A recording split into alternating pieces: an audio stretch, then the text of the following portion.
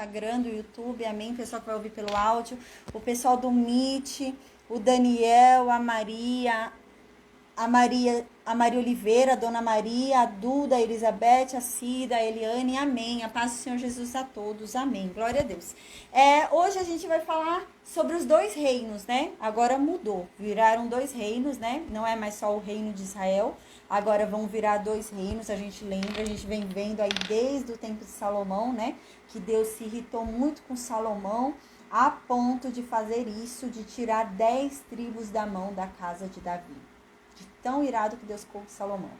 E por amor a Davi, Deus falou que ainda deixaria uma tribo para eles governarem. De resto, todas as tribos iam sair da casa de Davi, de tão irado que Deus ficou com Salomão.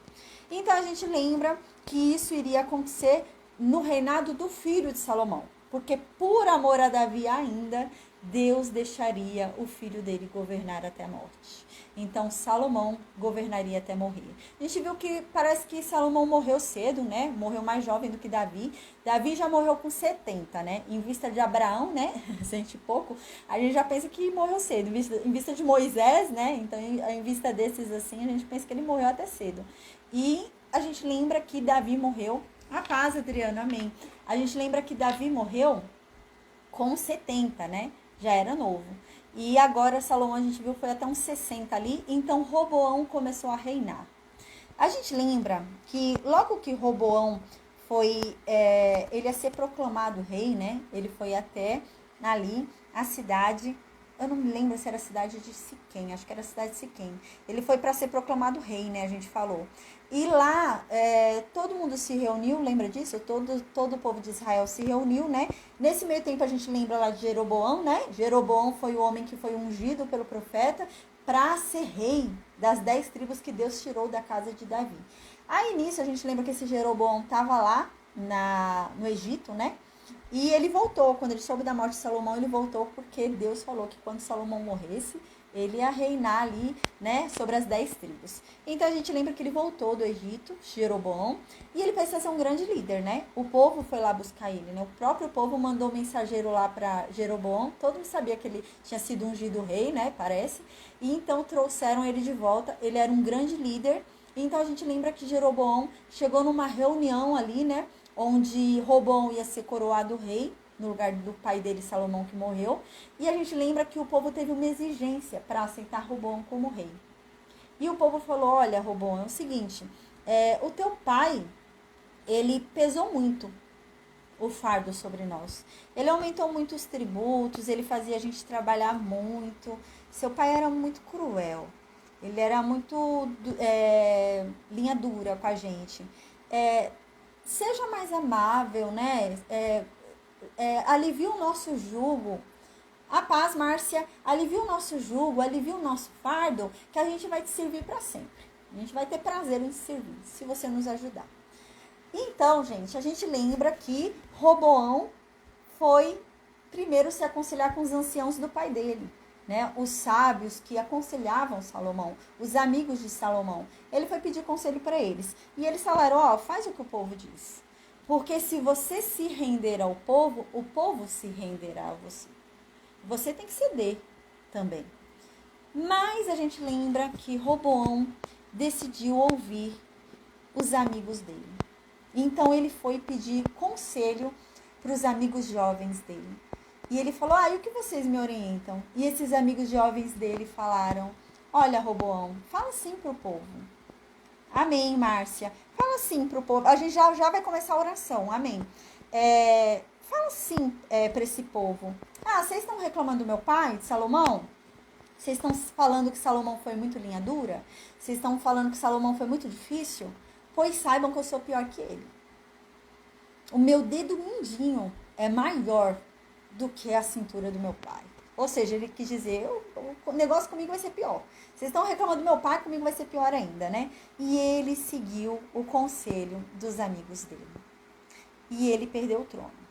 Perdeu parte do trono, né? Então as 10 tribos saíram dele e ele ficou só com a tribo de Benjamim e Judá. A casa de Judá e de Benjamim, ele ficou governando ali, né? E hoje, o capítulo de hoje é sobre isso, né? Uau! por causa de um conselho errado, né, na história, tem outros momentos aqui que a gente vai ver de conselhos errados. Existem conselhos errados que a gente recebe e são conselhos que tiram a gente do trono por a gente ter ouvido um conselho errado. E Roboão ouviu o conselho errado. Tem outros momentos da história aqui de Israel que a gente vai ver que as pessoas ouvem conselho errado e perdem o trono porque ouviram conselho errado, né? Então a gente tem que ter muito cuidado. O conselho que a gente está ouvindo, para a gente não perder o nosso trono, para a gente não perder o que é nosso, a nossa conquista, né? Senão a gente acaba perdendo o que é nosso, né? Por causa de conselho errado. Às vezes a pessoa ouve um conselho errado e perde o casamento por causa do conselho errado que ouviu. A pessoa ouve um conselho errado, né? E perde o filho por causa do conselho errado que ouviu. A pessoa perde o emprego por causa do conselho errado que ouviu. E o capítulo de hoje é sobre isso, pra gente tomar cuidado com os conselhos que a gente ouve, né? Uau, é bem legal o capítulo de hoje, tá bom, gente? Amém. E pra gente ter cuidado com o nosso coração e os nossos planos e projetos. Porque a gente vai ver que tem um homem na história de hoje que ele teve medo. Deus fez uma promessa para ele, mas ele teve medo. Porque a circunstância parecia não ser de acordo com a promessa que Deus falou. E ele ficou com medo.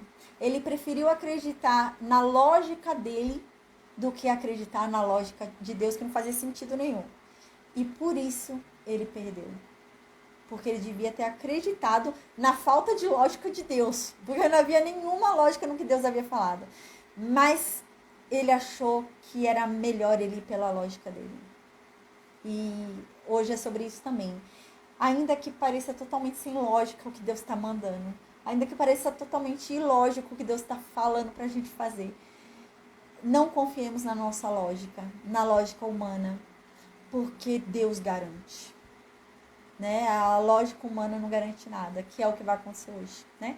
Então, amém. Gente, eu vou orar agora, tá bom? E a gente vai começar, então, o capítulo do dia. São 2 capítulos, metade de 2 capítulos que a gente vai estudar hoje, tá? A gente vai começar a intercalar capítulos, porque pra gente entrar no estudo do jeito que eu falei, tá? É o estudo cronológico. Eu já comecei até a fazer aqui a separação, eu tô fazendo uma listinha aqui, um cenário aqui, pra gente saber direitinho qual rei tava, né, em cada época. Porque eu tô vendo aqui, eu tava fazendo um estudo hoje, por exemplo, tem um rei que 4 reis passam em Judá, enquanto um rei tá em Israel, né? Então a gente vai tentar estudar de acordo com isso pra gente entender, né, que quantos reis se passaram durante a época que Jeroboão reinou, né? Qual profeta que estava naquela época, né? Então a gente vai começar a dar umas paradas ali. Na metade aqui desse estudo a gente entra em Amós ali, entra em Jonas, Oséias, tá? Então amém, amém. A gente vai ter que correr bastante na Bíblia aí pra gente conseguir entender isso. Glória a Deus. Eu vou orar agora então e a gente começa a falar então sobre o capítulo de hoje. Amém. Meu Deus, obrigada, Pai. Obrigada por mais um dia. Obrigada pelo teu amor, pela tua graça, pela tua misericórdia, Pai. Amém. Meu Deus, vem, Pai, em nome de Jesus, vem e fala conosco, vem e se revela a cada um de nós, Pai. Nós precisamos da Tua verdade, nós precisamos do Teu Santo Espírito, Senhor. Vem e nos transforma, vem e nos modifica, vem e nos limpa, nos purifica, Pai, porque nós estamos imundos, Pai, nós precisamos, Pai, da Tua limpeza, nós precisamos da Tua purificação, Senhor, porque nós somos falhos, nós somos pecadores, ainda que involuntariamente nós pecamos, Pai, sem querer falamos o que não devíamos ter falado, pensamos o que não devíamos ter pensado, dizemos o que não deveríamos ter dito, sentimos o que não deveríamos ter sentido e pecamos. A Tua palavra diz isso, Pai, que o pensar também é pecado. E por isso nós reconhecemos a nossa condição humana, nós reconhecemos que somos apenas pó e precisamos de Ti, Pai. Nós precisamos do Senhor. Nós precisamos de Ti como Pai, nós precisamos de Ti como Mestre, nós precisamos de Ti como professor, nós precisamos de Ti como amigo, nós precisamos de Ti de todas as formas, Pai. Então vem, Senhor, vem com o Teu amor, com Tua bondade, com Tua misericórdia, com Tua graça, vem e nos ensina, Pai, nos ensina a sermos melhores, nos ensina os Teus caminhos, nos ensina a Tua verdade, Pai, nos ensina os Teus preceitos, nos ensina a Tua lei, nos ensina a Tua ordem, os Teus mandamentos, os Teus juízos. Nos ensina, Pai, porque se nós conhecermos a Tua vontade, se nós conhecermos o Senhor verdadeiramente, se nós entendermos, meu Deus, o que o Senhor quer de nós, nós cumpriremos, Senhor, porque nós temos prazer em Ti, nós temos prazer na Tua presença, nós queremos estar contigo, Senhor. Então nos inunda, Pai, da Tua presença, meu Deus, amém, porque nós temos sede de Ti, nós precisamos de Ti, porque só o Senhor nos traz a paz que nós precisamos, só o Senhor nos traz aquilo que nós necessitamos, só o Senhor nos proporciona a verdadeira alegria, só o Senhor alivia o nosso fardo, Senhor, só o Senhor nos renova as forças, Pai, porque a Tua palavra diz que o Senhor dá força ao cansado, Pai, e amém, glória a Deus por isso, Pai, porque não é porque merecemos, mas é porque Tu é bom, Pai, obrigada por isso, obrigada pelo Teu amor, pela Tua graça, pela Tua misericórdia, por tudo que o Senhor já fez, por tudo que o Senhor fará. Meu Deus, vem, meu Deus, com a Tua luz e nos ilumina, Senhor. Ilumina o nosso caminho, nos conduza nessa jornada tão difícil que é nesse mundo cruel, nesse mundo de aflições, nesse mundo de perdição, Pai. Quão difícil é andar aqui segundo os Teus preceitos, segundo os Teus mandamentos. O quão difícil é neste mundo ser exemplo de Cristo, Pai. Então nos ajuda, porque com Teu Santo Espírito nós podemos, Pai. Porque Tu, Pai, só Tu pode, Senhor.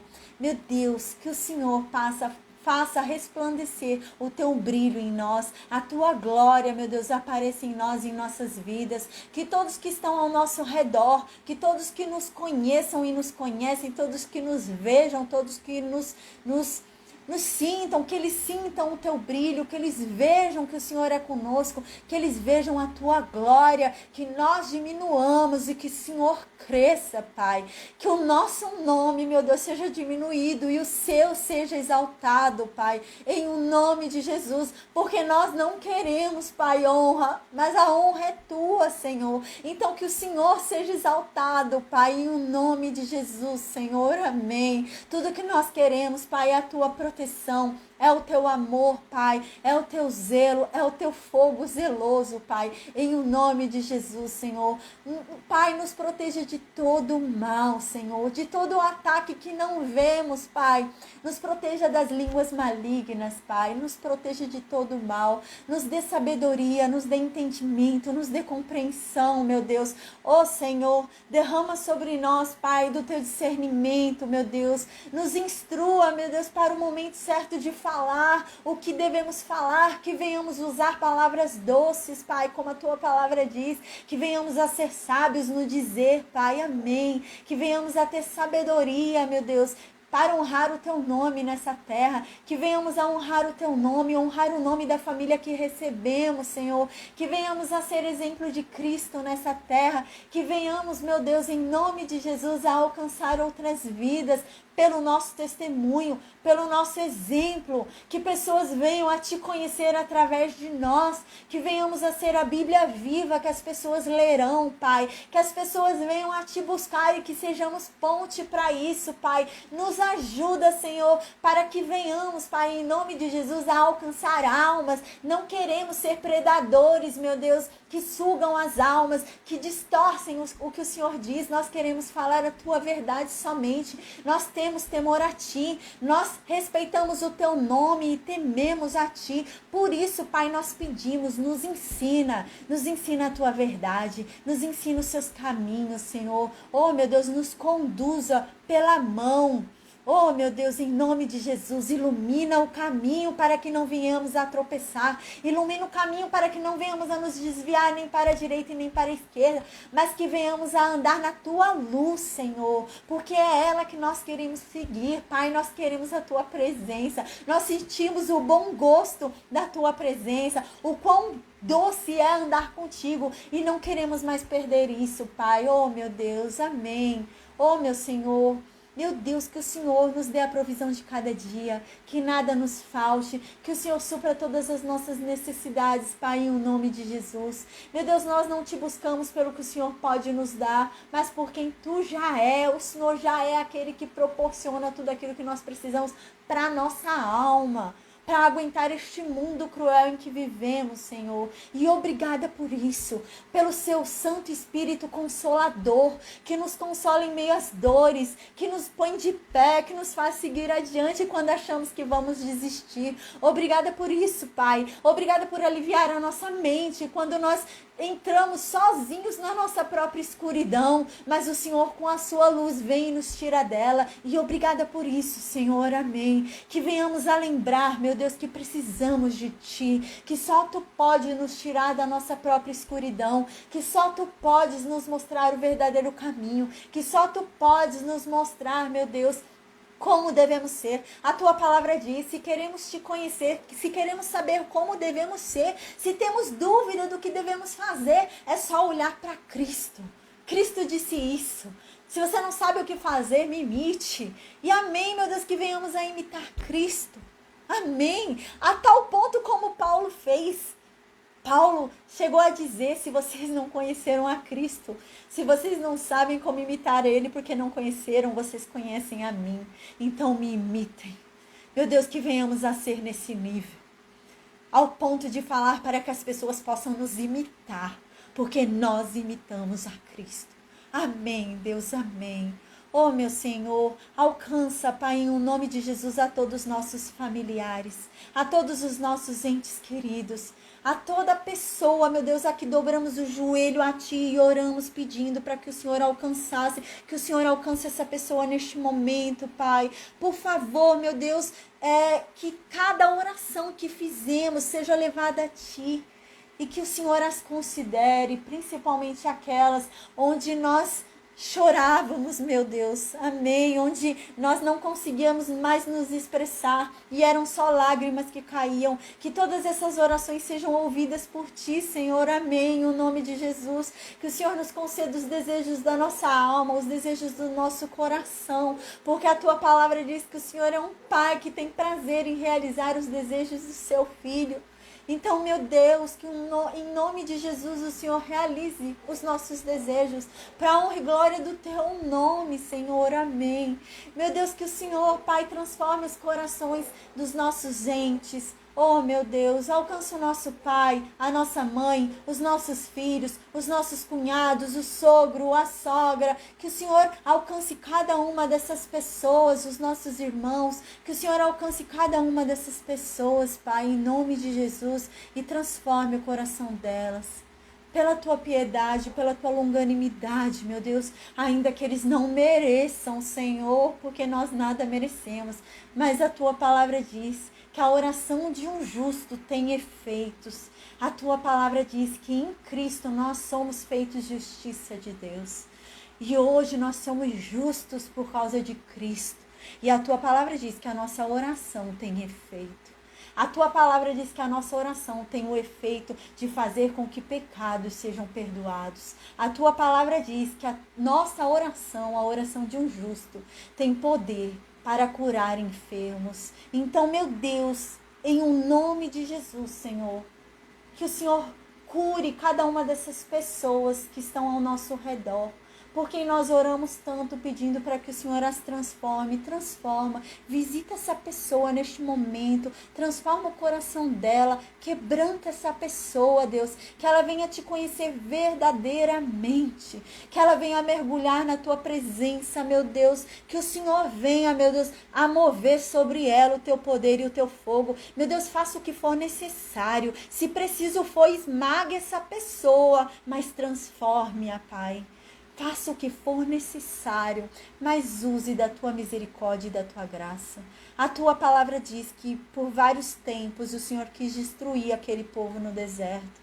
A Tua palavra diz que várias vezes o Senhor quis recomeçar a partir de Moisés.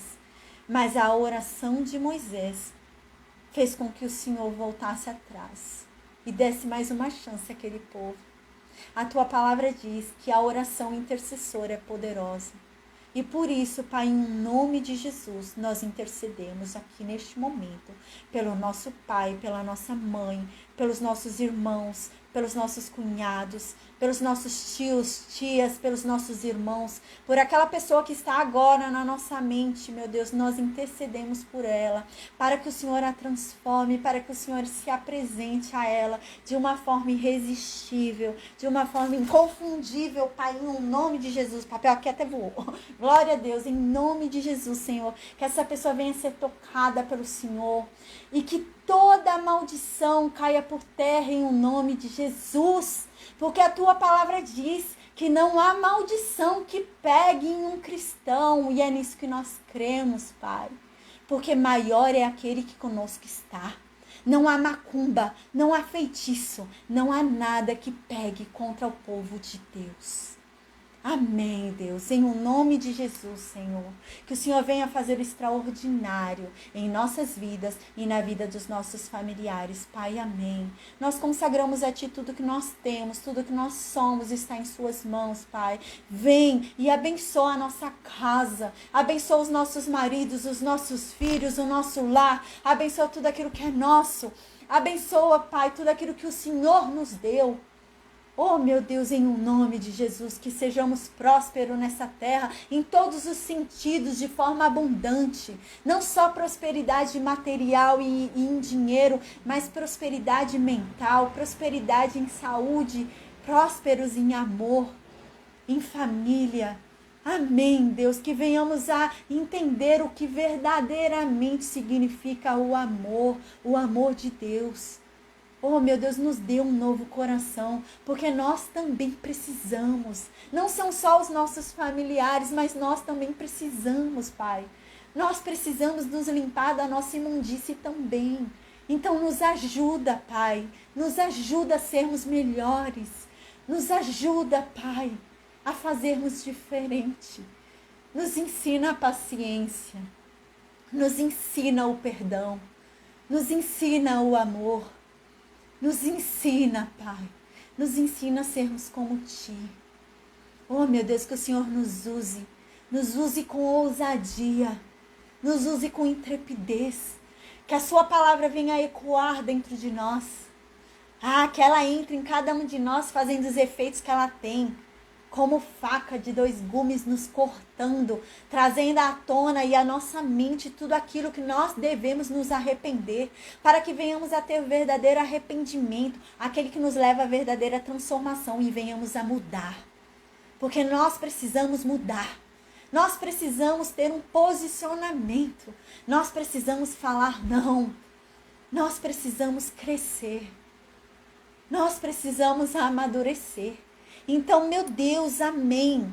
Que o Senhor venha em nome de Jesus e nos transforme. Que venhamos a ser exemplo de Cristo nessa terra. Que não venhamos a desonrar o Teu nome como estamos vindo, Pai. Mas que venhamos a honrar o Teu nome. Que venhamos a ser exemplo. E que não venhamos, meu Deus, em nome de Jesus, a honrar o Teu nome somente sentados na igreja, mas que venhamos a honrar o Teu nome quando saímos dela, principalmente, 24 horas por dia, quando estamos na nossa casa, quando estamos na rua, quando estamos sozinhos. Que venhamos a honrar o Teu nome, em o nome de Jesus, Senhor, amém. Meu Deus, afasta de nós todo mal.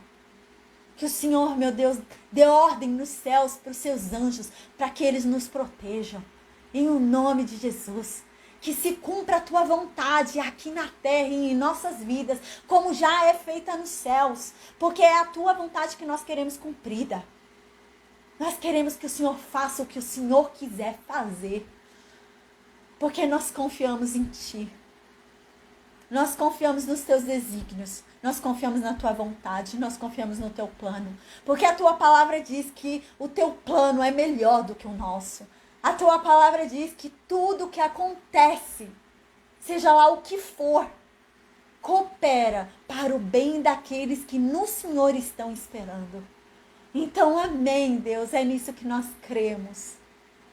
Oh, Deus, manifesta da Tua bondade sobre nós. Em o nome de Jesus, amém. Amém, amém, amém, amém. Glória a Deus, amém, amém. A paz do Senhor Jesus, teve gente que entrou aqui, né? O Jack, a Dorinha, amém. A paz do Senhor Jesus, amém a todos, amém, glória a Deus, amém. Nossa, eu tô até meio empolgada, glória a Deus. Amém, amém, amém. Então hoje, gente, a gente vai começar a falar sobre história. Uau, vamos conhecer a história aí de Israel. Vamos conhecer aí a história de Judá. Vamos começar a entender como foram que os samaritanos surgiram. Vamos começar a entender que rixa é essa que tem entre os judeus e os samaritanos ali na época de Jesus. Agora a gente vai entender isso. Agora, nesse momento histórico, a gente vai começar a entender isso. A história de Israel. A história do povo judeu, né? A gente vai entender, na verdade, a história da humanidade, né? Aqui, contando pra gente, né? A história daquele que veio e nos salvou. Glória a Deus. Amém. Amém. Antes de começar a aula de hoje, eu quero falar algo, gente. Quando a gente vira cristão, a gente acha que tudo vai ser fácil. Quando a gente vira Jorge, quando a gente vira crente, a gente acha que tudo vai melhorar. E hoje em dia tem sido pregada essa filosofia, essa doutrina de que tudo vai dar certo. Tudo vai dar certo, tudo vai acontecer. E a verdade é que a Bíblia não diz isso. A verdade é que a Bíblia diz que nós temos que buscar força em Deus, porque nós vamos ter aflições. A Bíblia diz que o mundo vai testar a gente. A Bíblia diz que até o próprio Deus vai testar a gente. A Bíblia diz que Deus testou aquele povo no deserto. A Bíblia diz que Deus humilhou aquele povo no deserto. A Bíblia diz que Deus fez aquele povo passar fome, sede e ser humilhado, porque Deus estava testando o coração deles. A Bíblia diz isso. Deus nos testa. Deus nos humilha para nos testar. Para testar o nosso coração. Deus faz a gente passar fome para ver onde está o nosso coração. Até onde vai o nosso limite. Até onde eu sou fiel. A Bíblia diz isso. E o problema é que hoje tem sido pregado algo que tudo é imediato. As coisas vão acontecer na tua vida. E é mentira. E a pessoa que vive esperando isso se frustra. E sai da igreja. E desiste. Porque na verdade ela não conheceu a verdadeira doutrina. A verdadeira doutrina é a que Deus fala. Eu dou força ao cansado. Deus está dizendo que a gente vai ficar cansado. Se eu estou cansada é porque o negócio não está bom. Eu não estou feliz, eu estou cansada. Estou exausta, não aguento mais. É isso que a Bíblia diz.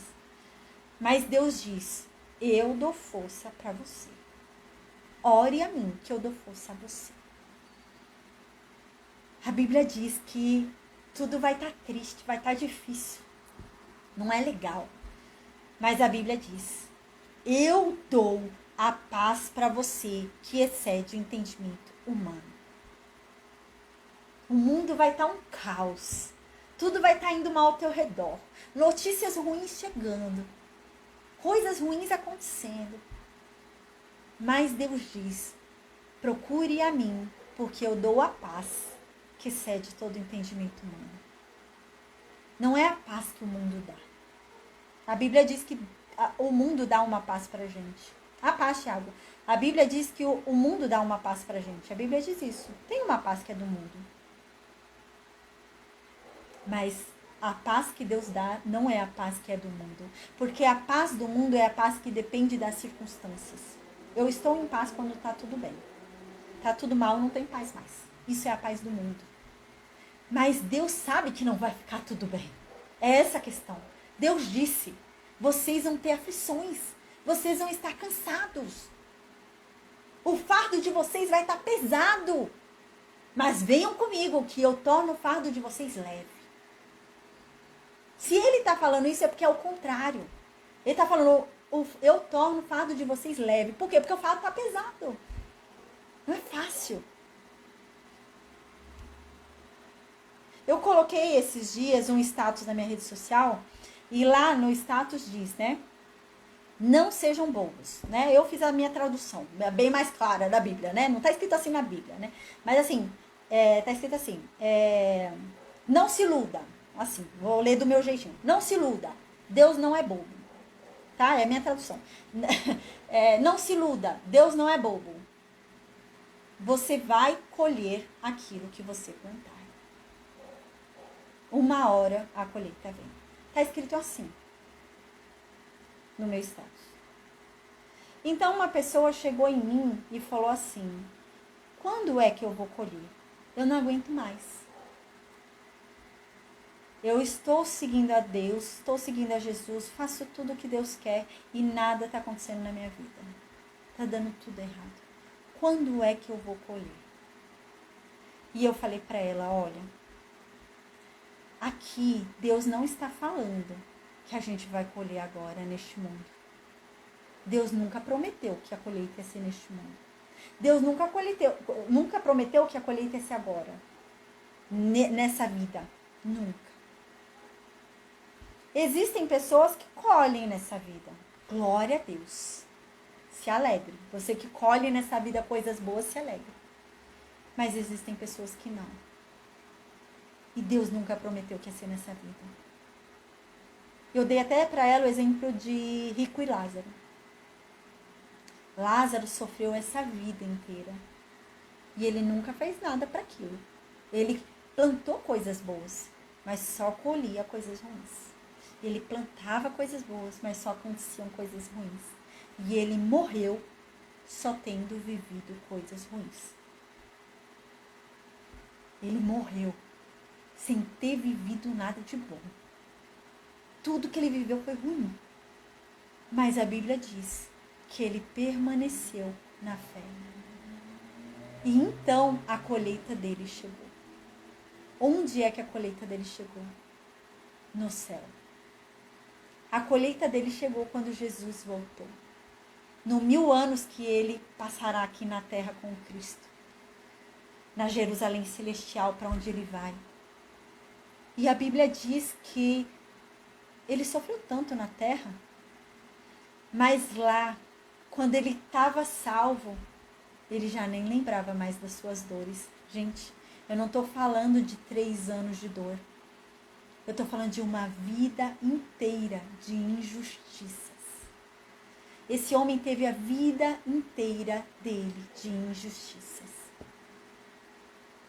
Mas ele nem lembrou disso quando ele foi para o céu. A Bíblia diz que nós seremos recompensados de todas as nossas dores. A Bíblia diz isso. A Bíblia diz que nós temos que nos alegrar. O negócio está difícil? Eu estou com Cristo, eu estou com Deus, eu sou fiel. E o negócio está difícil? Eu vou me alegrar, porque minha recompensa vai ser grande. Eu tenho que ter prazer em toda a aflição que a minha fé me proporciona. Existem aflições neste mundo que a gente passa e é por causa da nossa fé. É porque nós nos tornamos inimigos do mundo. E é isso mesmo. E é assim que funciona. E essas aflições incluem perturbações de pessoas. Existem pessoas que vão nos perturbar. Deixa eu pôr o celular para carregar. Existem pessoas que vão nos perturbar. A Bíblia diz isso. A Bíblia diz que nós recebemos uma outra natureza. Quando eu renasci em Cristo, eu recebi a natureza de Cristo. Não é mais minha natureza, é a natureza de Cristo. E sabe o que é a natureza de Cristo? É a natureza que não tem parte nenhuma com este mundo. Quando Cristo vê, Satanás na Bíblia, ele fala, lá vem aquele que nada tem comigo, nenhuma parte tem comigo. Cristo não tem parte com esse mundo. E nós recebemos a natureza dele. E é por isso que a gente toma choque com quem tem a natureza deste mundo. Então, a minha mãe não se converteu, ela tem a natureza deste mundo. Como que ela vai receber a natureza de Cristo se ela não é de Cristo? Ela tem a natureza deste mundo. E eu tenho a natureza de Cristo. Então, ela tem a natureza do mundo e eu a natureza de Cristo. E dá choque. E aí começa a questão. mesmo sem perceber, ela vai começar a me rejeitar. Sabe aquela pessoa que cria ranço do outro? Que faz birra com o outro? Não gosta de nada do outro? É isso que acontece. Ela nem sabe por quê. Ela nem sabe explicar por quê. É a natureza dela. A natureza dela me rejeita porque a minha natureza não é como a dela. Mudou. E sabe o que é mais incrível? E o cristão tem que entender? A responsabilidade é nossa. O cristão é que tem que dar o exemplo. Não é o que está no mundo, é o cristão. Por isso que a Bíblia diz, eu sou cristã. Eu tenho que entender que ele não é meu inimigo. A natureza dele não mudou. Eu não tenho que odiar ele porque ele me trata mal. Eu não tenho que odiar ele porque ele me falou uma coisa que me magoou. Eu não tenho que odiar ele porque ele não sabe o que está falando. É aquela coisa, Senhor, ele não sabe o que diz. E eu tenho que entender isso. Eu tenho que entender isso. Eu não posso atribuir a ele a responsabilidade do que ele está fazendo, porque ele não sabe.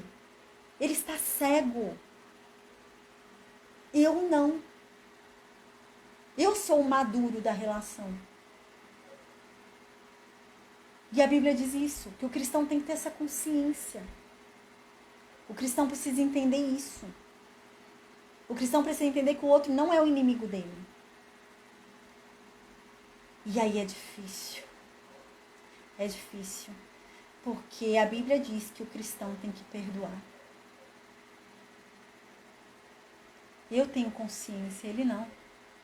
Então eu tenho que perdoar. E eu tenho que perdoar. Oh, que coisa difícil que é perdoar. Eu tenho que perdoar. O outro não está entendendo nada, nem reconhece que errou. Eu estou perdoando ele, ele está achando que está certo. Mas a questão é essa. A Bíblia diz que na batalha de Cristo, na batalha do cristão, existem batalhas, existem guerras que nós vencemos quando perdemos. Essa é a questão. Quando a gente está no mundo, a gente quer ser sempre o vencedor.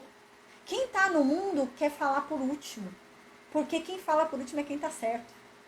A gente tem essa mente. Eu quero dar a última palavra, porque quem dá a última palavra é o certo. Ficou falando por último. Então, você vai estar sempre brigando. Porque o outro nunca vai parar de falar. Você quer falar por último? Vamos brigar. Daqui a pouco vai sair no tapa. Porque só vai vencer quem fala por último. Mas Cristo nos dá uma natureza para entendermos que é perdendo que se ganha. Que é parando uma briga que nós ganhamos. Apesar do outro achar que está certo. Mas é parando a briga que nós vamos vencer. Não é continuando ela. E a gente precisa entender isso. O cristão precisa entender isso. O cristão não bate boca. O cristão perde. O cristão perde a briga do bate-boca. O cristão nunca ganha a briga do bate-boca. Se o cristão ganhou a briga do bate-boca, ele perdeu. O cristão não bate boca. Se está vendo que o negócio vai se alterar, vai se exaltar, o cristão para de falar. Não importa se o outro está achando que está certo. O cristão perdoa, até se ele não fez nada. Quão difícil é você perdoar alguém que não merece ser perdoado. Mas isso é ser cristão. Ser cristão é isso. Quando a Bíblia diz que a gente tem que honrar, quando a Bíblia diz que a gente tem que amar, é fácil a gente honrar quem a gente ama. É muito fácil. Ou a gente honra com prazer quem a gente ama. A gente tem que honrar quem a gente não ama. A gente tem que honrar quem a gente não gosta. Quero ver você honrar quem você não gosta. Honrar pai e mãe que a gente ama é fácil. Honrar pai e mãe que foram bons pais e mães é fácil. Honrar pai e mãe que não foi pai e mãe como deveria ter sido é o difícil. Mas é isso que a Bíblia diz. O cristão tem que entender que ele teve o que ele não mereceu. E por isso ele dá o que o outro não merece. Eu recebi o que eu não merecia. E é por isso que eu dou o que o outro não merece. Ele não merece meu perdão, mas eu vou dar. Porque eu recebi o perdão que eu não merecia ter recebido. E é isso que a Bíblia diz. Hoje, o cristão acha que tem que receber. O cristão acha que tem que receber. Ah, eu vou para a igreja, eu vou adorar a Deus, eu vou porque eu quero receber o carro do ano, eu quero receber mais dinheiro, eu quero aumentar meu salário, eu quero. A Bíblia diz que é dando que se recebe. Eu tenho que dar primeiro. Eu tenho que dar primeiro. E não esperar receber primeiro. Sabe aquela coisa? Alguém sempre tem que ceder. Sabe? Assim, as duas pessoas brigaram. Um não tem que ceder para voltar? O cristão sempre é o que cede. O cristão sempre é o que cede. Você tem que ceder. Não tem como o cristão ficar esperando o outro ceder. Ele pode estar certo, o cristão está certo, o outro é que está errado. Quem cede é o cristão. Porque para o cristão não importa quem está certo. Para o cristão não importa isso. E é isso que a gente tem que entender. Tem um vídeo que eu já até falei e é real. É uma história real, acho que nos Estados Unidos. É um serial killer, né? Ele estuprava e matava mulheres, né? E matou várias mulheres. E ele foi preso. Quando ele foi preso, ele confessou e ele tinha muito orgulho do que ele fez. E ele falava todo alegre, todo contente do que ele fez.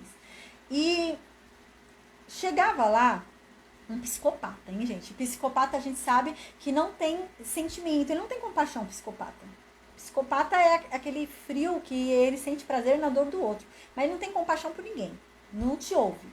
E chegou lá várias mulheres, várias mães, né? E elas choravam e elas falavam pro psicopata: você merece morrer, você tornou minha vida um inferno. Ai, minha vida tá horrível por sua causa. Você tirou de mim tudo que eu mais tinha. E ele ria. E elas falando que ele devia morrer, odiando ele, falando que a vida dela se tornou ruim, falando tudo isso. E ele rindo. Então entra um homem barbudo, tem até o vídeo na internet. Entra um homem barbudo, tem nos meus canais. Tem um homem barbudo e ele entra no tribunal, esse barbudo. E ele entra emocionado e fala: olha, eu sou cristão. E você está me obrigando a fazer agora a coisa mais difícil do mundo. Porque Cristo diz que eu tenho que perdoar. E isso é a coisa mais difícil do mundo, perdoar você pelo que você fez. E ele parou e ficou sério olhando para o homem. E o homem foi e olhou para ele, se emocionou. Ele falou: ó, pois eu te falo, eu te perdoo. Saiba que você foi perdoado por mim. Ele chorou. O psicopata chorou. O cara chorou, o serial killer chorou. Você entende? Né? Quando o cristão entender isso, esse mundo se transforma. As pessoas, elas não são transformadas no grito. As pessoas não são transformadas na imposição. As pessoas são transformadas pelo amor. O que é o perdão senão o amor? As pessoas são transformadas pelo amor. É o amor que transforma. Por isso que a Bíblia diz que nós temos que amar o nosso inimigo. Quando a Bíblia diz que nós temos que amar o nosso inimigo, não é o amor metafórico do coração que eu amo. Ah, eu amo meu inimigo, ele lá longe. Não é esse amor que a Bíblia está dizendo. A Bíblia está dizendo que tem que ser um amor ao ponto de eu estar andando na rua, eu ver o meu inimigo cair, eu ir lá levantar ele. É isso que a Bíblia está dizendo. É um amor que pratica. Não é um amor de eu conviver com o meu inimigo, é claro. Não é um amor de eu dormir com o meu inimigo. Não é um amor assim. Porque ele é meu inimigo. Ele vai me matar. Ele vai me fazer mal. Não é esse amor. Mas é o amor Não é o amor de eu tô amando de longe, eu tô amando de longe. Não, é o amor, se eu sei que ele precisa de um remédio e não tem como comprar, eu compro. É esse amor que a Bíblia está dizendo. É o amor real. Não é o amor de, eu te amo, eu te amo. Não, é o amor de atitude. O amor de ação. É isso que a Bíblia diz. Nós temos que amar o nosso inimigo. Por quê? Porque a Bíblia diz que a única coisa que transforma é o amor. A Bíblia diz isso. A única coisa que transforma é o amor. Mais nada transforma. Você pode sentar e falar em que línguas você quiser falar. Você pode sentar e falar, desenhar, fazer o que for. O que vai transformar aquela pessoa é o amor. Não há nada que você diga, não há nada que você faça. É a sua atitude em amor que vai transformar aquela pessoa. E é isso que a Bíblia diz. É isso que a Bíblia inteira vem dizendo que a gente tem que entender. É o amor. E a questão é essa. É amar quem não merece ser amado. Porque eu fui amada sem merecer. Deus me amou quando eu fazia ele passar vergonha. Deus me amou quando eu era só imundice.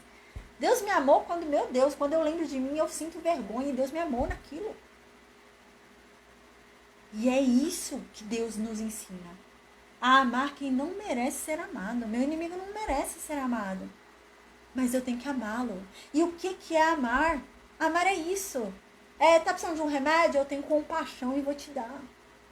Ah, você tá precisando do meu perdão? Eu vou te dar o meu perdão. Tudo isso é amar.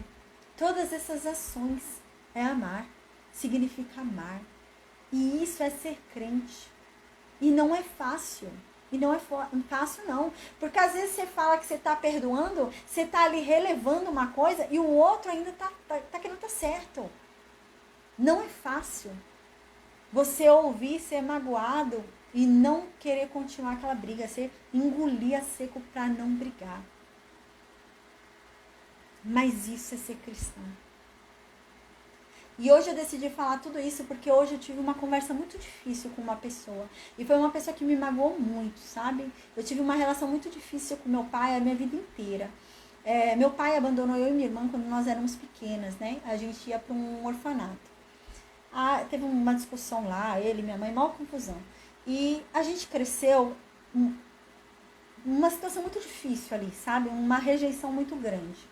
E vários momentos da minha vida, meu pai, né, a mulher que ele tinha arrumado na época, falava, ou elas ou eu. Eu tinha 8 anos de idade, e minha irmã tinha 6, 7 anos. E ele escolhia ela. Todas as vezes que ela falava, ou elas ou eu, ele escolhia ela. E, gente, eu tinha 8 anos de idade. Hoje eu tenho 37 anos de idade. A mulher dele morreu esse ano. Quando eu soube que a mulher dele morreu esse ano, eu falei com a minha irmã. Falei, o que você acha? E nós fomos atrás dele. Eu e minha irmã. Ele não merecia. Por tudo que ele nos fez passar. Ele fez a gente passar muita coisa. Eu só falei um resumo, mas foi muita coisa, gente. Muita mesmo. Ao ponto de desejar a nossa morte, fazer coisas horríveis, assim. E a gente falou, não, eu perdoo, vamos lá. E a gente decidiu dar uma segunda chance para ele. E agora, por esses dias, ele arrumou uma outra mulher. E ele começou a errar de novo. Do mesmo jeito. Ele tá errando igual. E tá preferindo a família da mulher. Ao invés de dividir, não digo para ele não ter contato com a família da mulher, mas dividir, né? E ele tá fazendo errado igual. E no domingo, ontem, eu tava no hospital com meu marido. Meu marido tava fazendo uns exames. E ontem no hospital, Deus falou comigo. Porque eu e minha irmã, a gente já tava desistindo dele de novo. A gente ficou anos e anos e anos e anos sem falar com ele. E eu e minha irmã já tava falando assim, vou abrir mão de novo. Ele não vai mudar. Ele não valoriza a família, né? Não vai mudar nunca. Aí, ontem, eu no hospital, Deus me mandou ir falar com ele. Sério, gente, eu até chorei. Sabe quando Deus te manda fazer uma coisa que você não quer? Foi o que aconteceu. Deus falou, sabe, eu sou muito temente a Deus. Toda vez que Deus me manda fazer alguma coisa, eu vou. Já falei pra vocês da minha tia, né, tudo. Toda vez que Deus manda, eu faço. Mas Deus me falou isso ontem. Deus falou que era para eu ir lá e conversar com ele claramente o que ele estava fazendo. Que era uma outra chance que ele estava perdendo, que ele estava errado. Nossa, e era para falar assim. Eu falei, não, Deus. Não, Deus, pelo amor de Deus, não. Porque, gente, ele não sabe conversar. Ia virar uma briga, ele ia me magoar, sabe? E eu falei, ai, Deus, eu não quero. Eu não quero, eu não quero. Ai, Deus, eu não quero falar com ele, eu não quero. Gente, sério, eu fiquei assim. Eu lembrei até de um filme que eu assisti, eu mandei pra vocês. Tem um filme que eu mandei pra vocês, Ainda Tenho Alegria. É uma história verídica, né? Eu mandei pra vocês essa indicação de filme. Gente, que filme bom. Uma história real, viu? E eu me senti igual aquela mulher. Deus mandou ela ir lá pregar pro ex-marido dela que bateu nela. E tentou matar o irmão dela. E Deus mandou ali pregar pra ele. E ela parou assim, não queria. Ela falou, Deus, não, não. E ela sem coragem de falar com ele, né? E deu certo. Ela conseguiu pregar e ele mudou, né? E eu tava me sentindo assim, falei, Deus, não, não. Ai, Deus, pelo amor de Deus, eu não quero ir. Oh, meu Deus, oh, Deus, eu não quero ir. Aí eu fui e mandei mensagem no meu pai. Falei, pai, você tá em casa? Eu precisei conversar com o senhor, você tá em casa? Ele falou, não tô na casa da filha da minha mulher, não sei o que, já foi me tratando meio frio, meio estranho. Aí eu falei assim, então eu não vou. Deus tinha falado pra eu ir hoje. Se ele não quer me receber hoje, então eu não vou. Aí eu fiz isso no meu coração. Aí então, no mesmo dia, minha irmã me liga. Aí minha irmã fala assim pra mim, Bruna, eu tava pensando, eu acho que eu vou chamar o pai aqui em casa, vou levar ele pro meu quarto, sentar na cama com ele e conversar. Gente, foi isso que Deus me mandou fazer. Pegar meu pai, sentar na cama com ele e conversar. E minha irmã vai me falar isso. Aí eu falei, tá bom, Bi, vai lá e faz isso. Falei, amém, que Deus te use. Que Deus te use, boa sorte, não sei o que. Já falei assim, né? Eu não passei a bola, não quero pra mim não sei o que. Aí, gente, hoje, Deus toca no meu coração. Deus fala, você vai fazer de vídeo. Você vai ligar pra ele de vídeo. Eu falei, não acredito. Aí eu fui e liguei de vídeo. Gente, foi 1h30, 2 horas. Que conversa difícil. Que conversa difícil. Eu chorei. Ele não escuta. Ele acha que ele tá certo. E eu falei, Deus, me ajuda, me dê sabedoria. Ai, meu Senhor. E ele já fez tanta coisa pra mim, pra minha irmã. Já magoou tanto a gente. Machucou muito mesmo a gente, sabe? E ele não vê, ele não entende, ele não enxerga isso. Então ele vinha me falar coisas que ele estava se sentindo magoado e eu então ia no pico de uma lembrança que eu tinha sobre aquilo. Só para parar o assunto. Igual ele veio me dizer assim, vocês não me procuraram enquanto minha mulher era viva. Aí eu falei assim, pai, quantas vezes a gente te procurou enquanto ela era viva? E você nos deixou. Você tomou a decisão de ir embora porque ela falou que não queria mais. Que ela queria que você escolhesse ou ela ou nós. E você ia lá com ela. Quantas vezes? Aí ele parava. Aí ele inventava outra coisa. Aí ele foi e falou assim pra mim. Ela queria criar vocês. Você lembra? Gente, tem vários picos de coisas que essa mulher fez pra gente. Mas eu vou falar só um agora, que foi o que eu falei pra ele. Que fez ele parar também. Eu falei, eu lembro muito bem no dia que eu estava dormindo na tua casa, com febre de 40 graus, doente. Ela ferveu água no fogão, que ela ia tacar água fervendo em mim. E você me trancou no quarto e foi buscar a sua arma com medo dela pegar e atirar em mim. E gente, era nesse nível a nossa conversa hoje, tá? Foi muito difícil. Por isso que eu acho que eu tive que falar isso daí no começo da aula hoje. Foi muito difícil a nossa conversa hoje. E, assim, eu tô falando com vocês, mas eu falei com mais amor até, né? Teve horas que eu me exaltei, vou ser sincera. Mas, assim, eu não desrespeitei ele. Mas ele precisava entender que ele errou. E ele falava pra mim, ele falou assim, porque agora ele está um pouco doente, entre aspas, né? Gente, ele tem 60 e poucos anos. A velhice chega, a doença vem, é normal, né? É normal. E ele vinha e falava, mas eu tô doente, e quem tá cuidando de mim é minha mulher, minha nova mulher, não sei o que, falando. Aí eu falei pra ele, assim, olha, não é justo. A gente sempre pergunta como que o senhor tá, a gente vai aí te ver, eu falei já que ia comprar remédios se o senhor precisasse, e falando com ele. Aí então, ele veio e falou, mas agora que eu preciso de ajuda na doença, então eu falei, pai, você quer falar de doença comigo? Porque o que acontece? Eu trato uma doença degenerativa, né, gente? E meu pai nunca teve presente comigo. Eu já cheguei a ser internada, ir para UTI, ficar no oxigênio. Eu fiquei 1 ano e meio no oxigênio. Teve uma vez que meu pai estava me levando para uma quimioterapia. Eu estava fazendo quimioterapia, eu não estava andando. Ele estava me levando de carro. E eu no carro com ele. Eu estava falando com minha prima no telefone e eu falei que minha mãe ia me acompanhar na quimioterapia. Porque ele só ia me levar até o trem. Aí, nisso, ele ficou com raiva porque eu não falei que ele ia me levar até o trem. Era nesse nível de bobagem. E eu, sem andar, ele me expulsou do carro. Ele me deixou na estrada. Aí minha mãe, eu não me movimentava, né? Aí eu falei, mãe, desce, pelo amor de Deus, me desce. Aí minha mãe desceu primeiro, eu falei, mãe, me ajuda a sair do carro. Porque eu não tinha movimentos. Aí minha mãe me pegou assim e me tirou. E me deixou no chão, na estrada. É nesses níveis, assim. Eu tô falando pra vocês, abrindo realmente, sabe, minha vida, pra vocês entenderem, gente, que a vida de cristão não é fácil. Não é fácil. E aí ele fez isso e muito mais comigo e com minha irmã. Fez muitas coisas mesmo. Nesses níveis que eu tô falando pra vocês. E eu fui falar hoje com ele, sem querer falar de passado, porque isso pra mim já passou. Eu perdoei ele, eu não quero mais falar sobre esse passado. Pra mim é de agora em diante, mas a questão é que de agora em diante ele está errando de novo. E eu queria falar isso pra ele, né? E ele começou a falar de passado. Então, eu comecei a falar de passado também. Mas eu não queria briga. Então, eu só falava de pontos máximos do passado pra acabar o assunto. Então, ele falava sobre um assunto, eu ia no ponto máximo do passado e acabou. Ah, você tem mágoa? Eu tenho mais. Eu falava nesse nível, entendeu? Então eu cheguei pra ele e falei, gente, Deus, graças a Deus, Deus foi me orientando. Meu marido até tava aqui e falou assim, nossa, Deus te ajudou aí, porque foi difícil.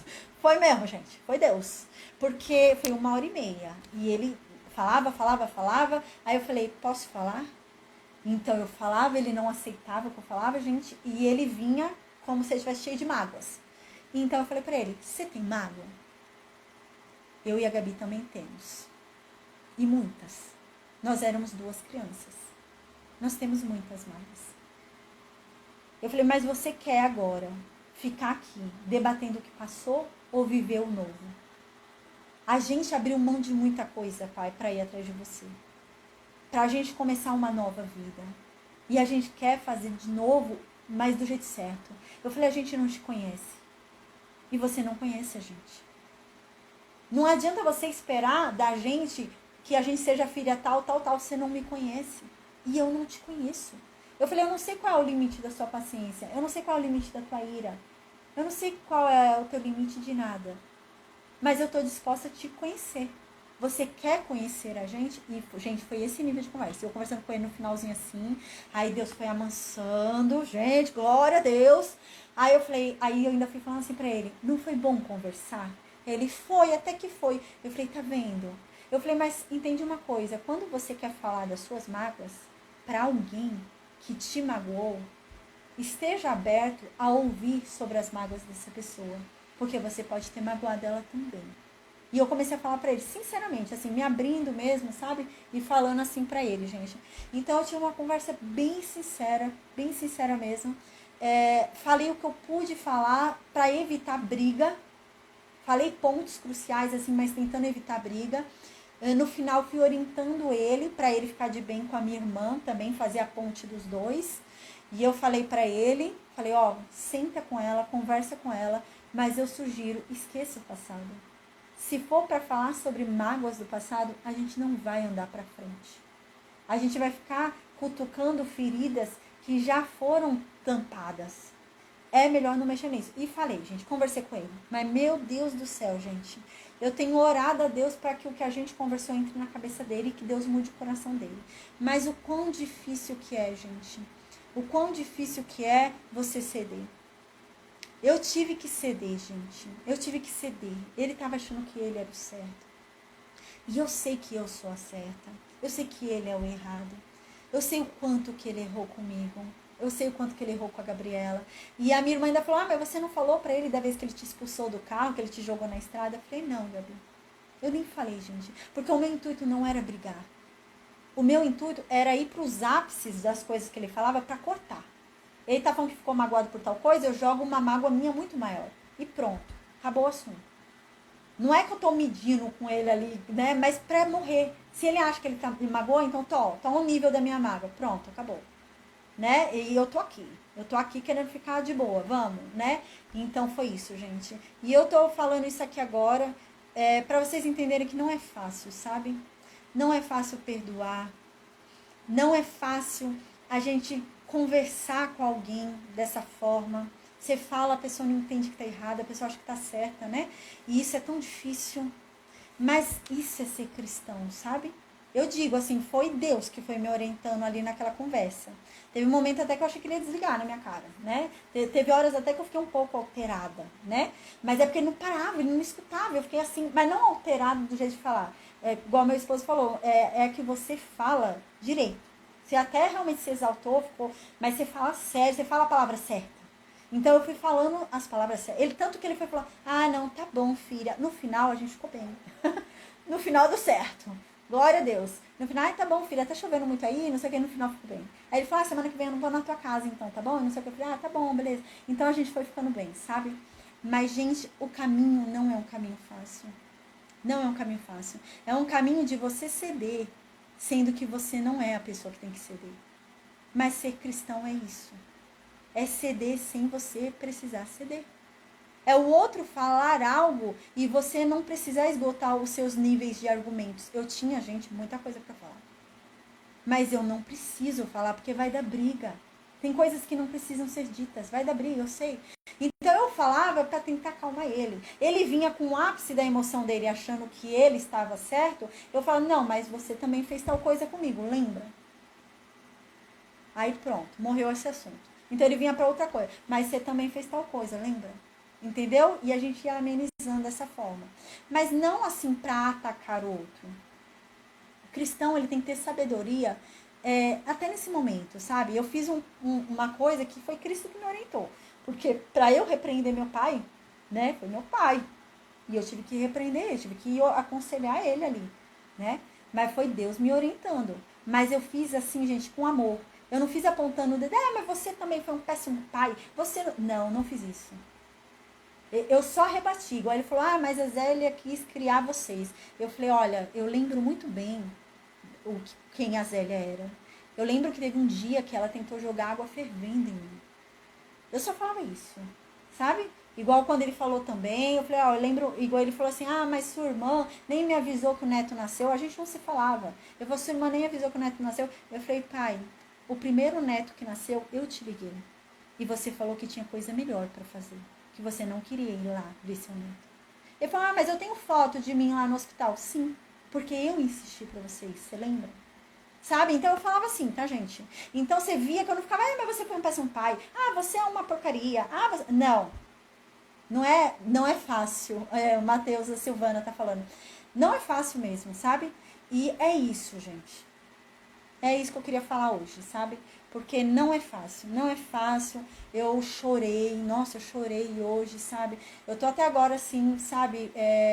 Eu tô bem, tô tranquila, mas eu tô ainda orando muito para que Deus toque no coração do meu pai. Porque ele é muito difícil. Mas já foi um milagre ele ter me ouvido. Foi Deus. Foi Deus, realmente Deus queria que eu falasse com ele. Porque ele não é de ouvir. Pelo nível das coisas que eu falei aqui, vocês perceberam. Ele não é de ouvir. Eu acho que queria desligar uma hora na minha cara. E ele, pelo jeito, ele ouviu e entendeu. Porque no final, ele ainda falou, tá bom, minha filha, fica com Deus, eu vou aí semana que vem. Entendeu? A gente ficou bem ainda. Então, foi Deus. Glória a Deus. Glória a Deus por isso. Amém. Quando Deus falar pra gente fazer uma coisa, a gente tem que fazer o que Deus está falando. Tem até aqui na história, a gente vai ler, que Deus manda a pessoa fazer uma coisa, a pessoa não vai fazer. A pessoa vai falar, não, tem nada a ver, não tem lógica o que Deus está falando. E não vai fazer. E vai dar mal. Então, quando Deus manda a gente fazer alguma coisa, a gente tem que fazer, né? Então, é isso, gente. Glória a Deus. Então, deixa eu começar aqui. Vai ser rapidinho a aula, tá, gente? Eu fiquei 1h10 falando, né? Pregando. Glória a Deus. Espero que isso tenha ajudado alguém aí, em nome de Jesus. Amém. Tá bom? Deus me mandou me abrir dessa forma. Me abrir pra caramba, hein, gente? Fui super transparente agora, hein? Glória a Deus. Então, vamos lembrar o que tá acontecendo na história, tá, gente? Pra gente começar aqui. 1 Reis, capítulo 12, tá? Versículo 20. A gente tinha parado na história onde Roboão ia ser coroado rei. Roboão foi lá para Siquém, tá? Se reuniu ali, né? Iam nomear ele rei sobre todo Israel. E então, a gente lembra que a população falou para ele, mas o fardo do seu pai era muito pesado, alivia pra gente e tal. E Roboão foi então, Silvana, Roboão foi então consultar os anciãos de Salomão, do pai dele. E os anciãos falaram, obedece o povo, se você ceder, o povo vai ser grato a ti e vai te respeitar, vai te servir para sempre. Mas ele foi no conselho dos amigos jovens dele e perdeu 10 tribos por causa disso, né? Então a gente lembra que tinha parado nisso daí. E então, as 10 tribos, a gente lembra, tinham falado assim pra ele, né? Quando ele falou que não ia aliviar nada, as 10 tribos falaram, peraí, você, Roboão, é da tribo de Judá, você é da casa de Davi. O que nós, que somos das outras tribos, temos a ver com Davi? Nada. Então você que mande é na tua tribo, tô indo embora. E foram embora para suas casas. Lembra que todo mundo voltou para suas terras? Todo mundo voltou para suas terras. Então Roboão, depois de um tempo, mandou um chefe dos tributos e dos serviços forçados ir lá nas outras tribos para pegar os impostos. E para forçar eles a trabalhar e falar que Roboão manda, né? Mas você lembra o que aconteceu com esse cara quando ele foi lá fazer isso? Ele foi apedrejado e morreu. E Roboão foi com ele para dizer que ele era o rei. Ele falou, eu sou o rei sim, vocês são obrigados a me engolir como rei, né? Quando ele viu que o outro foi apedrejado e morreu, Roboão fugiu. Lembra? Roboão fugiu e voltou ali para o palácio. E nisso, então, a gente lembra que 10 tribos se rebelaram, as tribos do norte, e 2 tribos estavam com Roboão, tá? Então, foi esse cenário que a gente acabou. 2 tribos são de Roboão, que é Benjamim e Judá, estavam ali sob o domínio de Roboão, e as outras 10 tribos estavam sem domínio nenhum. Ficou sem nenhum rei, estava por conta, tá? Então agora a gente vai ver o que vai acontecer com as outras 10 tribos, tá? No versículo 20 diz assim, e sucedeu que, ouvindo... Peraí, gente, que meu computador travou.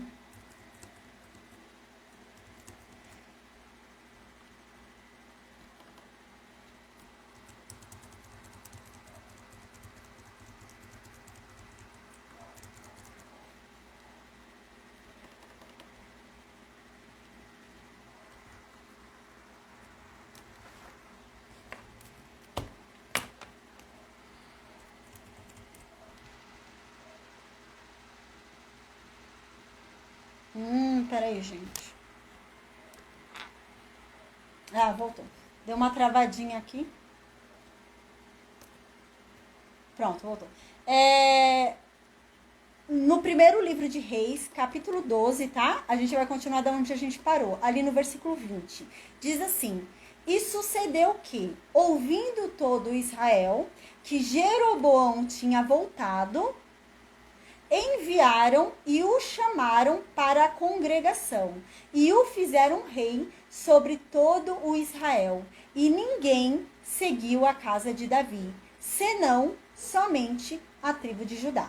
Então, o que acontece aqui, tá? A gente lembra que Jeroboão já havia voltado. Naquela reunião que teve lá, que Roboão falou não pro pessoal, né, de aliviar o fardo deles, Jeroboão já havia voltado do Egito, algumas pessoas já haviam mandado mensagem para ele voltar. Só que agora, todas as 10 tribos sabiam que Jeroboão estava ali. E elas queriam Jeroboão como rei, porque elas sabiam dessa história de que ele havia sido ungido rei no lugar de Roboão, né? Eles sabiam dessa história do profeta ali no tempo de vida de Salomão ainda. Então, eles quiseram que Jeroboão fosse rei sobre o reino norte, tá? Então, aqui a gente já começa a ver a divisão do reino. Então, tá se formando o reino de Judá, que é o reino sul.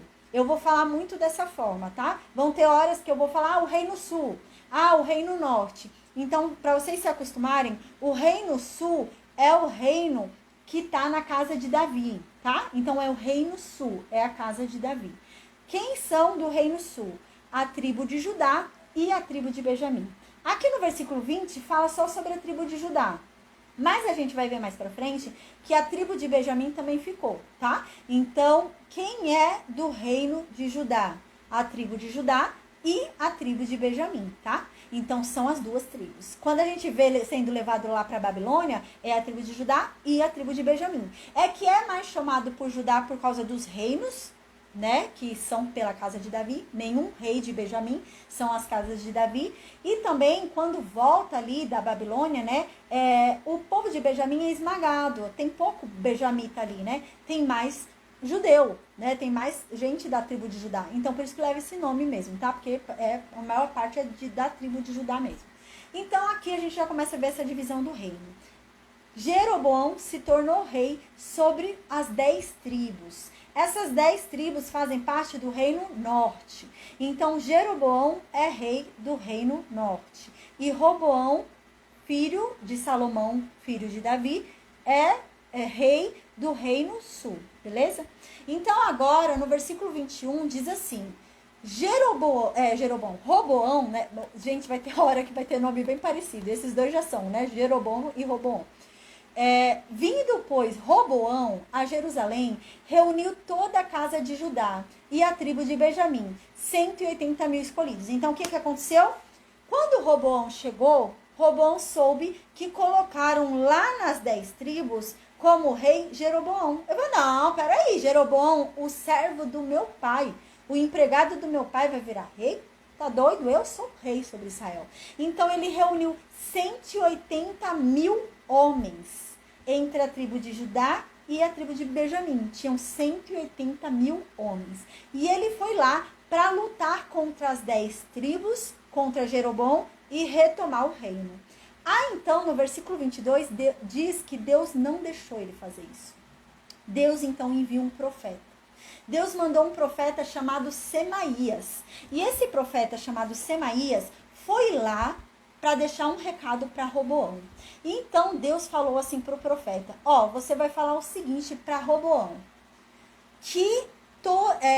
e para toda a casa de Judá, né? E para toda a casa de Benjamim ali, para todo o povo, você vai falar o seguinte, versículo 24: assim diz o Senhor, vocês não devem brigar contra os irmãos de vocês. Vocês não devem ir lá pelejar contra as 10 tribos.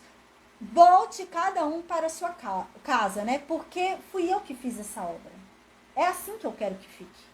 Não é para vocês irem lá tentar retomar o outro reino, não. Porque é desse jeito que eu quero que fique, né? Né? Eles pensam que estava errado, né? Que estava torto desse jeito, mas Deus fala, é desse jeito. É assim que eu quero que fique. Então, diz que eles ouviram o que Deus disse, ouviram a palavra do profeta e eles obedeceram. Eles, então, voltaram, cada um para sua casa. Então, agora, no versículo 25, a gente vai começar a falar sobre o reinado de Jeroboão, lá no Reino Norte, lembra? Então, agora, Jeroboão é o rei de Israel, das 10 tribos, e Roboão é o rei das 2 tribos, Judá e Benjamim. Então, diz no versículo 25 que Jeroboão começa o reinado dele. Aí, Jeroboão foi, e então, ele colocou muralhas na cidade de Siquém, lá na região montanhosa de Efraim. Lembra de que tribo é Jeroboão? Efraim.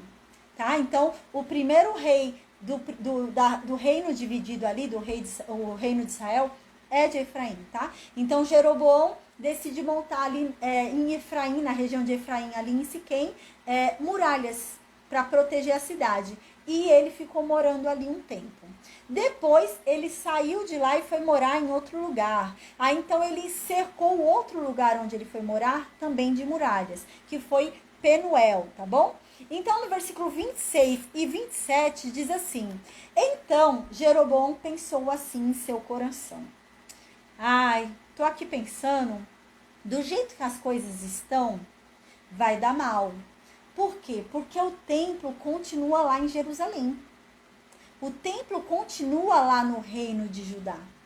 Então, o meu povo que eu governo hoje, que são as 10 tribos, vai acontecer que eles vão querer falar com Deus, eles vão querer oferecer sacrifícios a Deus, eles vão querer oferecer ofertas a Deus, e eles vão lá em Jerusalém, no templo de Deus que fica lá no outro reino de Roboão, e eles vão lá sacrificar, adorar a Deus, e o coração deles vai acabar se convertendo ali àquele reino.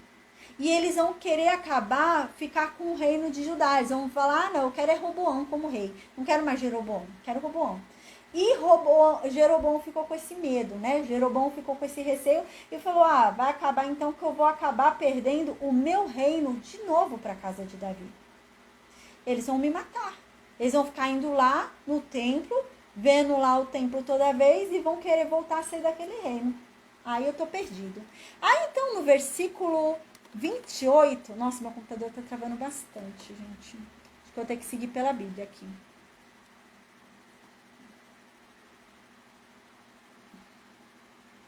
Eu tinha posto no Word, eu tenho minha Bíblia, eu escrevo minha Bíblia com meus comentários no Word, né? E o jeito que eu traduzo, eu mesma faço minha tradução. Mas tá travando bastante. Deixa eu ver. Se não voltar, aí eu pego uma Bíblia aqui e vou lendo. Peraí.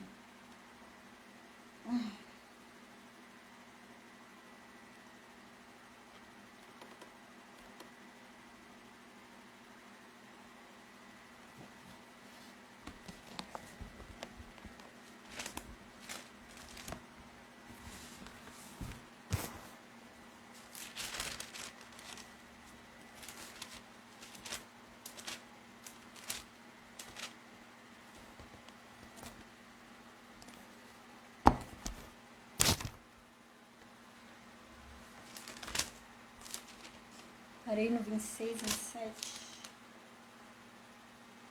Tá, eu vou pela minha Bíblia, não tá indo aqui não. Então aqui, né, diz assim. Então ele foi e pensou, né, falou, poxa, esse povo, eles vão me abandonar. Eles vão querer ir lá pro reino de Judá, né? Eles vão querer ir lá pra casa de Davi.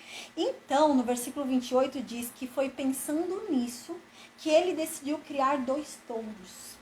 Lembra, gente, que aconteceu isso já lá no deserto? Quando eles estavam lá no Monte Sinai, lembra? Que Moisés subiu ali para pegar as tábuas da lei, né? E enquanto Arão ficou lá embaixo com o povo, Arão construiu o touro, o bezerro ali, né? De ouro. Ele agora teve essa ideia também. Então ele foi e construiu 2 touros de ouro ali, dois animais de ouro para o povo das 10 tribos adorarem ali do Reino Norte. Para quê? Para eles não irem para Jerusalém, no templo, adorar a Deus. Então, no versículo... Deixa eu ver, não voltou não.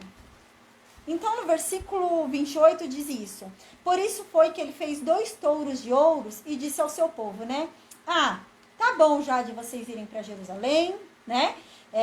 Para ficar adorando a Deus lá, né? Não precisa mais ir não agora, tá bom? Porque aqui estão os deuses de vocês, são esses 2 touros de ouro, e foram eles que tiraram vocês do Egito. Então, são eles que você tem que adorar. Não é aquele Deus que está lá em Jerusalém, não, porque não foi ele que tirou vocês do Egito, não. Foram esses 2 touros de ouro aqui. Ele falou isso para o povo de Israel. Para o reino de Israel, lembra? Então, ele falou isso. Então, aqui no versículo 29, diz assim, que ele pegou um dos touros e ele colocou em Betel. Betel, o lugar ali onde Jacó teve o sonho, lembra? Foi onde ele colocou um dos touros. E o outro touro, ele colocou lá em Dan. Em Dan já tinha um probleminha ali sobre um altar idólatra no tempo de Juízes, lembra? Que até um descendente de Moisés ali que era sacerdote, né? Então, que era errado, né? Que só pode ser descendente de Arão, né? Não podia ser descendente de Moisés. E lembra? Agora voltou. Agora lá em Dan tem um altar para esse touro de ouro e em Betel também tem um altar para esse touro de ouro. Então, tanto no extremo norte, como ali no início, né, do reinado de Jeroboão, tem esses 2 altares desse touro aí, tá? E aqui diz no versículo 30 que foi assim que então o povo do reino norte foi levado a pecar. Porque eles iam lá adorar esses touros, começaram a adorar esse touro em Betel e começaram a adorar esse touro em Dan. Daí vai começar essa confusão, tá? A gente vai ver mais pra frente que a capital desse reino de Israel vai ser Samaria. Enquanto que a capital do reino de Judá é Jerusalém. E daí que vem os samaritanos, tá? A capital do reino de Israel é Samaria. Daí surgem os samaritanos, tá bom? Então a gente já começa a ver o desenho ali do povo samaritano surgindo, tá? Então, aqui diz, né, no versículo 31, que Jeroboão também foi construir lugares de adoração nos morros, lá no alto dos morros, ele colocou lugares de adoração para esses touros aí, né? E ele, né, escolheu homens que não eram da tribo de Levi. O que acontece? A gente vai ver no livro de Crônicas, daqui a pouquinho, que os levitas, eles queriam servir a Deus, o Deus verdadeiro. Não queriam fazer serviço para esses touros. E Jeroboão queria que servisse esses touros. E os levitas não aceitaram. Por isso que ele não tinha levita para fazer esse serviço. Então ele começou a pegar pessoas de outras tribos. Porque os levitas não se perverteram. Eles falaram, não vou. Eu quero adorar o Deus verdadeiro. Então ele começou a pegar pessoas de outras tribos para serem sacerdotes, tá?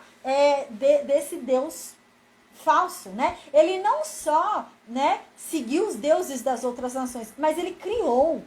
Esse homem foi tão bizarro, tão absurdo que ele fez, que ele criou 2 novos deuses, né? Foi isso que ele fez, esse nível. Então, aqui diz, né, no versículo 32, Jeroboão também deu ordem, né, para que houvesse uma festa religiosa, assim como há também lá na tribo de Judá, né? No dia 15 do 8º mês, ele sugeriu que eles também tivessem. O que acontece? Lá no dia 15 do 8º mês, tinha uma festa na tribo de Judá. Na tribo de Judá não, em todo Israel, né? Mas agora no reino de Judá, tinha uma festa que eles se reuniam ali no templo, lembra? Que festa é essa? É a festa das barracas. Tá? Então, todo dia 15, no 8º mês, tinha a festa das barracas.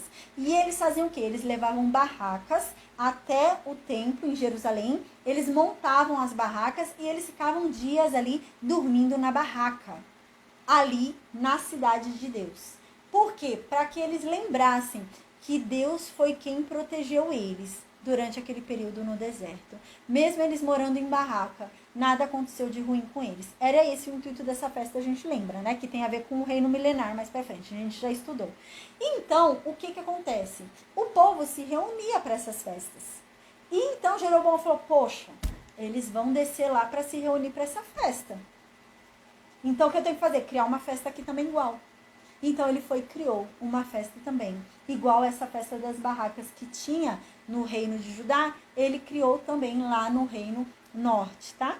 Então, aqui diz, lá no altar de Betel, né, ele ofereceu sacrifícios de touros, aos touros de ouro que havia feito, e pôs ali em Betel os sacerdotes que serviam nos lugares de adoração que ele havia construído nos morros, né?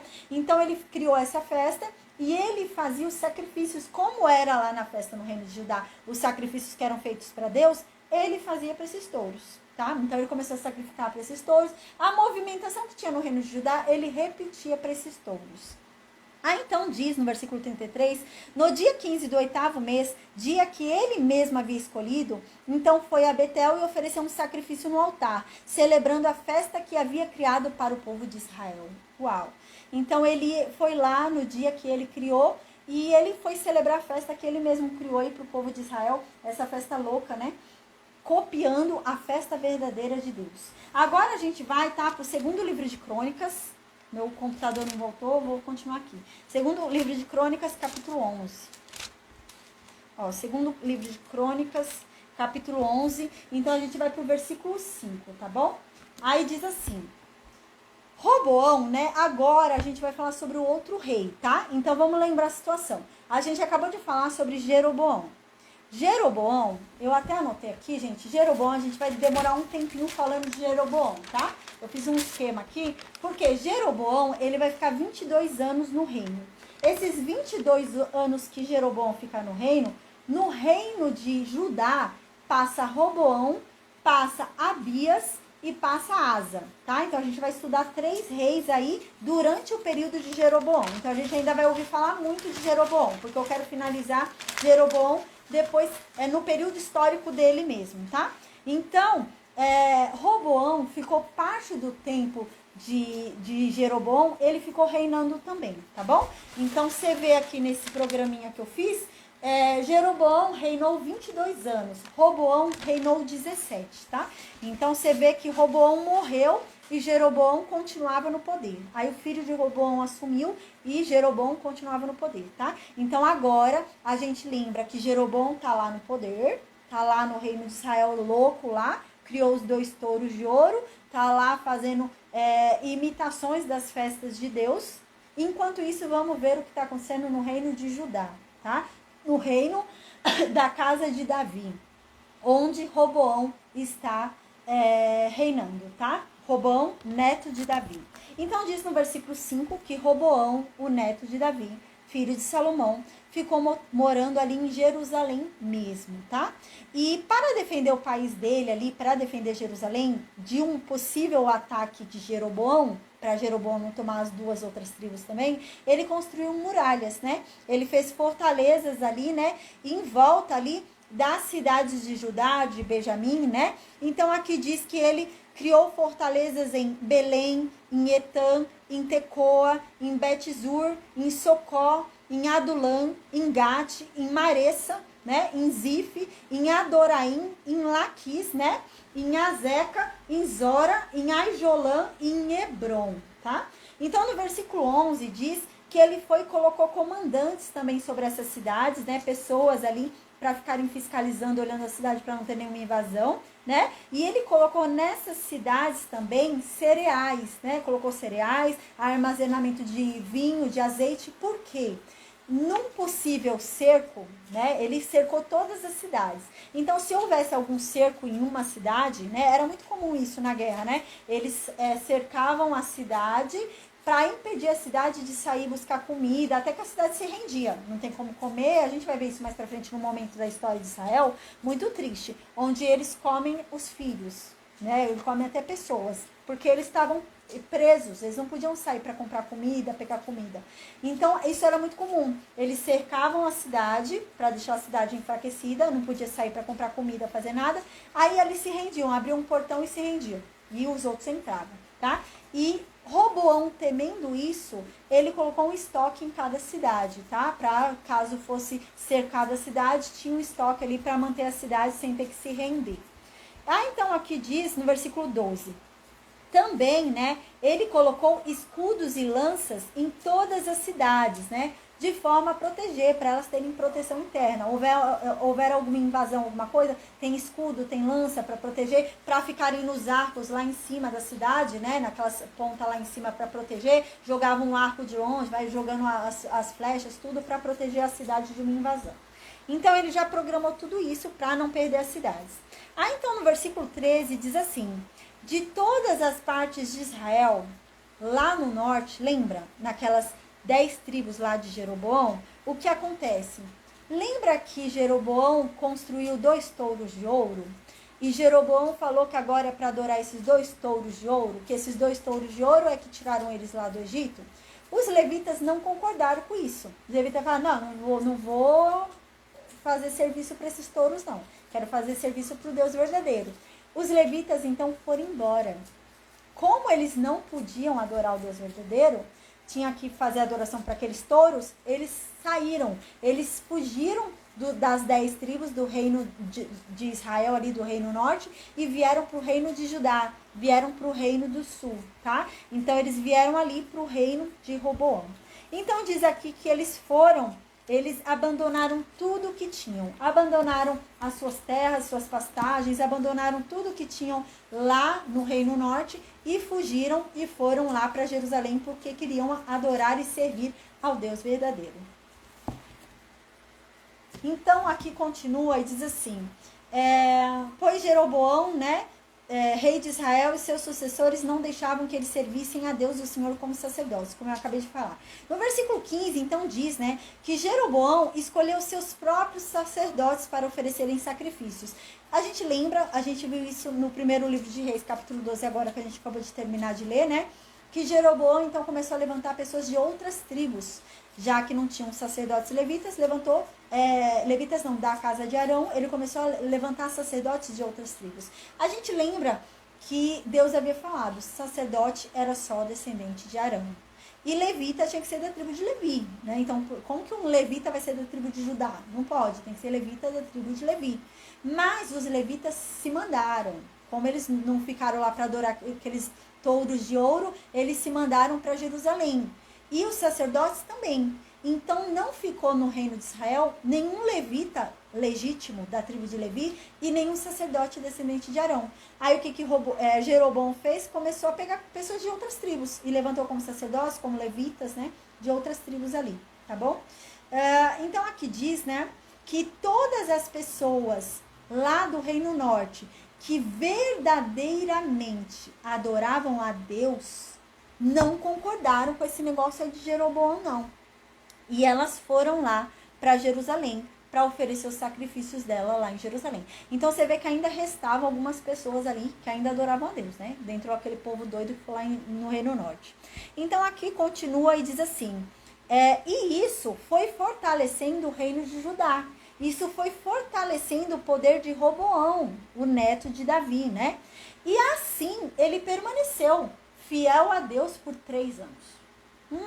O limite dele foram 3 anos. E então ele caiu. Ele parou de adorar a Deus do jeito certo. Ele já começou a pecar. Aí no versículo 18, então, vai falar um pouquinho pra gente sobre a família de Roboão, tá? Diz assim, Roboão casou com Malate, né? O pai da Malate era o Jerimote, que é filho de Davi também. E a mãe de Malate era Abiail, né? Abiail, filha de Eliabe e neta de Jessé. Versículo 19. Malate, né, teve a mulher de Roboão, ela teve 3 filhos, chamados Jeus, Semarias e Zaão. Depois, Roboão foi e se casou com Maacá. Quem é Maacá? É a filha de Absalão. Lembra que Absalão só teve uma filha, não teve filho homem, né? Então ele foi e casou com a filha de Absalão. E ela, a filha de Absalão, teve dele, de Roboão, 4 filhos. Abias, Atai, Ziza e Selomite. Um deles vai ser o novo rei ali quando Roboão morrer. A gente vai ver. Roboão teve ao total 18 mulheres e 60 concubinas, né? Bastante, né? Mais do que Davi, mais do que o avô dele, né? Mas muito menos que o pai, né? O pai tinha 1000, né? Ele teve 18 mulheres e 60 concubinas, né? Teve 78 mulheres no total. Que lhe deram 28 filhos e 60 filhas. Então ele teve 60 filhas mulheres e 28 filhos homens. Ele amava muito a filha de Absalão. E ele amava mais a filha de Absalão do que as outras concubinas. Então aqui diz que foi por isso que ele escolheu o filho primogênito da filha de Absalão, chamado Abias, como seu sucessor. Que a gente vai falar também sobre Abias, né? Então ele escolheu ele para ser o seu herdeiro, como rei de Judá. Roboão também, ele teve uma ideia ali, né? Ele teve um start ali, uma ideia de manter a descendência dele viva. Então, o que ele fez? Ele espalhou. Para não ter perigo de... A gente vai ver que vai acontecer isso com Acabe, né? Acabe ali, Deus vai ordenar que matem a descendência dele. A gente vai ver daqui a pouquinho, a gente vai ver na história, daqui a pouco chega na história de Acabe. Aí a gente vai ver que houve isso daí na história. E esse rei já estava temendo isso, né? Que a descendência dele fosse extinta, aí ia passar o reino para outra pessoa, não para a descendência dele. Então ele espalhou a descendência dele, inteligentemente, né? Ele espalhou a descendência dele, porque algum descendente dele vivo ia ter, se acontecesse alguma coisa. Então aqui diz que ele decidiu espalhar os filhos dele ali pelas cidades fortalezas de Judá, né? E de Benjamim. Então deu para eles, né, grande quantidade de alimentos, deu também muitas mulheres, né, eles tinham muitas mulheres para ter bastante descendência, né, para não correr o risco de não ter descendentes ali e tudo. Então deu bastante mulheres para não ter risco, né, ter bastante filhos, se um morrer tem o outro para herdar, né, sempre vai ter algum herdeiro ali na descendência, tá? Então amém, gente, a gente vai encerrar aqui hoje a aula, glória a Deus. Amanhã a gente vai continuar falando, mas a gente vai finalizar um pouquinho a história de Roboão, né? Porque amanhã a gente vai começar a falar sobre Abias, tá? Eu tô fazendo aqui um cronograminha aqui legal para eu ir falando para vocês a história de Israel de uma forma legal, né? Da gente entendendo quem é que tá ali no poder e no reino de Judá e no reino de Israel. Então amanhã a gente vai falar um pouquinho sobre o reino de Abias e de Asa. Uau, Asa foi um reino bom, viu? A gente vai ver. Asa, ele ficou 41 anos no reino de Judá. E ele começou a obedecer a Deus, ele servia a Deus, né? E Asa, ele já entrou ali no reino de Judá no finalzinho da história de Jeroboão. Então a gente vai continuar falando sobre mais alguns reis ali de Judá, porque ainda entraram no percurso da história de Jeroboão, tá? Então, amém. Amanhã a gente volta com a graça de Deus, em nome de Jesus, tá bom? Até que foi rapidinho, 1h40, pra gente falar então sobre o reino de Israel e o reino de Judá. Gente, aí vocês falam pra mim se ficou bom de entender desse jeito que eu tô tentando ensinar, tá bom? Porque, nossa, é difícil essa parte, né, da Bíblia, quando começa a fala de um reino e de outro reino, né?